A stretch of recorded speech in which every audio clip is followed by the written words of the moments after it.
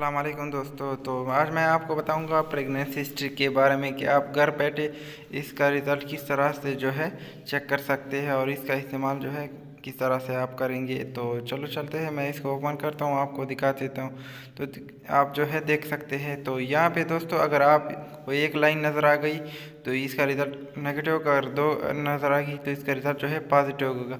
और आपको यहाँ पे एरो का निशान नज़र आ गया होगा, तो आपने इसको यहाँ से जो है यूरिन में डुबाना है। इससे ज़्यादा अगर आप करोगे तो ये जो है ख़राब हो जाएगा। तो चलो चलते हैं और इसको इस्तेमाल करते हैं कि आप इसको किस तरह से इस्तेमाल करेंगे। तो मैंने यूरिन लिया है और इसको मैं ये लाइन जो है यहाँ रखा, तो इसको यहाँ से मैं इसको डुबा देता हूँ। तो डुबाने के बाद दोस्तों आपने कोई भी सिंपल प्लेस जो है उस पर रखना है। तो रखने के बाद ये तकरीबन 20 से 30 सेकंड जो है वो लेगा, और लेने के बाद दोस्तों आपके सामने जो है इसका रिज़ल्ट शो होगा। तो इस तरीके से आप दोस्तों घर बैठे इसको इस्तेमाल कर सकते हैं। इसका तरीका जो है बहुत आसान है, कोई भी जो है इसको यूज़ कर सकता है। इसका तरीका दोस्तों बहुत आसान है।